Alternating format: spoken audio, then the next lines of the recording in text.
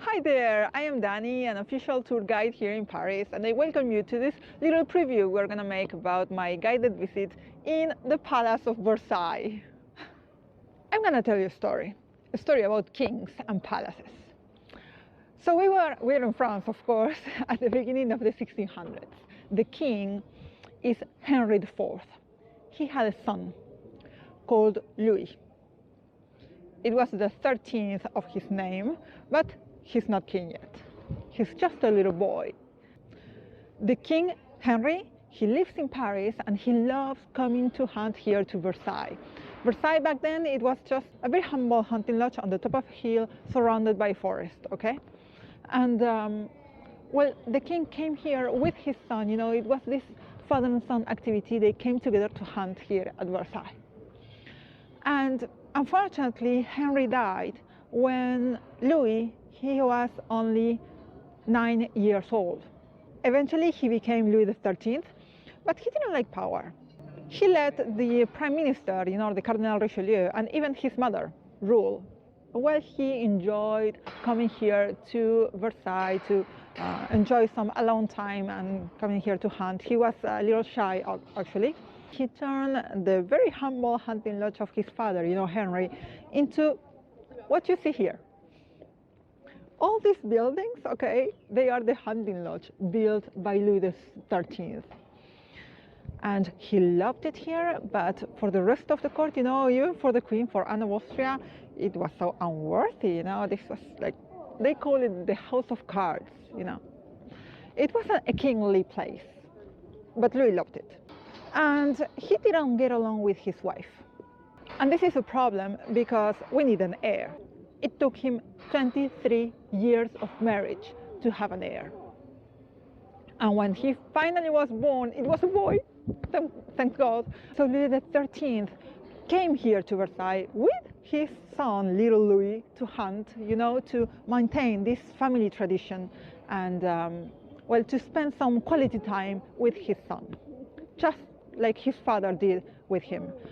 And history repeats itself because Louis XIII died when little Louis was not 9, but 5 years old. So now, of course, he's not old enough to rule, so we have a queen regent called Anne of Austria, his mother. And we also have a prime minister called Mazarin, the Cardinal Mazarin, he was Richelieu's successor.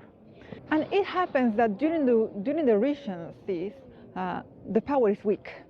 So the nobles, they profit the occasion, to rebel against power. And there was a rebellion here. There was a huge revolt. And during this revolt, called La Fronde, the royal family had to flee from Paris, in fear for their lives. This was huge. This was violent.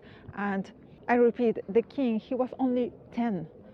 So after this revolt, he learned one thing. The nobles are dangerous people. The nobles need to be controlled. And the problem was, how? Because they don't live here. The only great noble living here is the king. The Duke of Normandy, do you know where he lived? In Normandy. The Count of Bretagne, do you know where he lived? In Britain. The Count of Champagne, he lives in Champagne, hundreds of miles from here. So how do we do? Truth is that the great nobles, they only come to Paris for special occasions, parties, for, a wedding, a funeral, to celebrate a victory. So the king, he was like, okay, if you are only coming to Paris for parties, I will throw a party every single week. And you are going to be living here. You are going to be forced to live here in Paris, where I can control you. But then he thought, okay, if I'm going to throw a party every single week, I need a good place, to hold a party. And the Louvre is ugly. It's just in the middle of Paris, next to the people. So I don't want to have my parties there. Where can I throw my parties? I know where. Versailles, the hunting lodge of my father. So I'm going to turn it into a palace. So he spoke with his architects.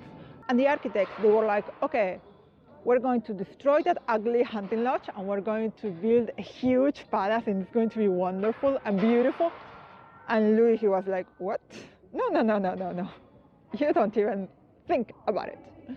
You are not going to touch not even one brick, not even one stone of my hunting lodge. You are going to build a palace around it, and we are going to turn the hunting lodge into part of the palace.